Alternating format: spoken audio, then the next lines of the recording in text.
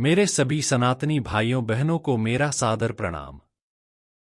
चुनावों में मैं ना तो किसी पार्टी की तरफ से चुनाव लड़ रहा हूं, ना ही किसी पार्टी का प्रचारक हूं। पर यह सोचकर रात की नींद गायब हो जाती कि अभी भी हिंदुओं में बहुत से कांग्रेस जैसी मुस्लिम लीग पार्टी को वोट क्यों देना चाहते हैं। कुछ प्रश्न मन में आ रहे हैं। सोचा थर्ड फेज का चुनाव से पहले आप लोगों के साथ अपनी शंकाओं के जवाब ढूंढ लूं। आशा है आपको लोग भारत का नागरिक होने के नाते मेरी चिंता समझेंगे।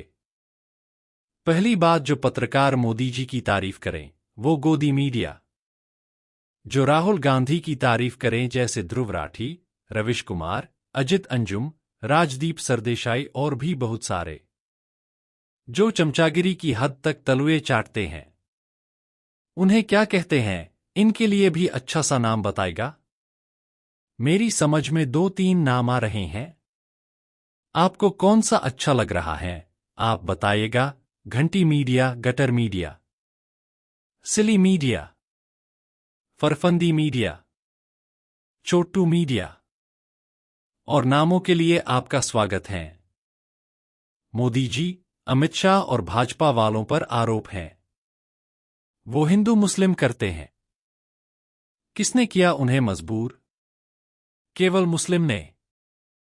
बहुत ही शानदार इन लोगों की नमक हरामी का किस्सा है। आसाम में एक बूथ पर वोट डलने थे। पूरा बूथ ही मुस्लिम लोगों का था। भाजपा के 25 कार्यकर्ता जो मुस्लिम थे। चलिए 25 वोट तो भाजपा को मिलने चाहिए थे, पर नहीं, सिर्फ 3 वोट मिले। भाजपा के पार्टी के कार्यकर्ता होते हुए भी उन मुस्लिमों ने भाजपा को वोट नहीं दिया।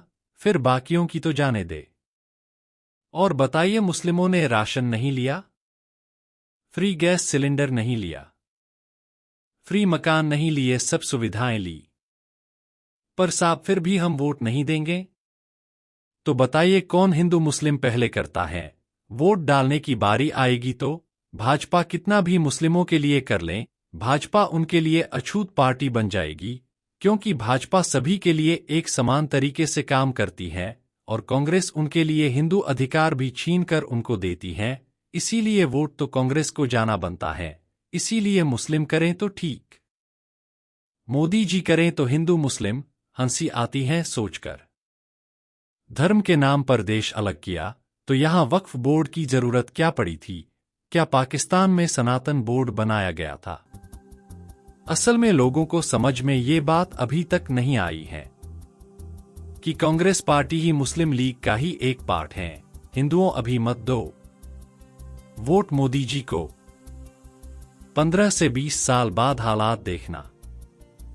सच में ही आपके वोट देने न देने से कोई फर्क नहीं पड़ेगा, क्योंकि मुस्लिम इतनी आबादी बढ़ा लेंगे कि अपने ही धर्म के उम्मीदवार को आराम से जिताएंगे। आप कैलकुलेशन समझ लीजिए, फिर आपकी समझ में आ जाएगा कि आपके बच्चे हिंदू देश में रहेंगे या मुस्लिम देश में। हिंदुओं की आबादी 1951 की जनगणना के हिसाब से 30 करोड़ से बढ़कर 2011 तक में 96.6 करोड़, मुसलमानों की आबादी 3.5 करोड़ से बढ़कर 25 करोड़ हो गई है। अब 2024 चल रहा है। हिंदू कम से कम बच्चे पैदा करता है और मुस्लिम ज्यादा बच्चे पैदा करके हिंदुस्तान की डेमोग्राफी बदलना चाहता है, क्योंकि जिसके ज्यादा बच्चे उतने ज्यादा वोट बैंक। कुछ सालों बाद आपके वोट की क्या कीमत रह जाएगी, तब सच में आपके वोट डालने या ना डालने से कोई फर्क नहीं पड़ेगा। आज जब कीमत है, आज जब चैन आपके हाथ में है, तब तो आप उसका सदुपयोग कर नहीं रहे। जब अधिकार होगा नहीं तो क्या कर्तव्य निभाओगे? और आने वाली पीढ़ी आप हिंदुओं की धूर्तता जानकर अपना माथा पीटने के अलावा कुछ नहीं कर सकेगी।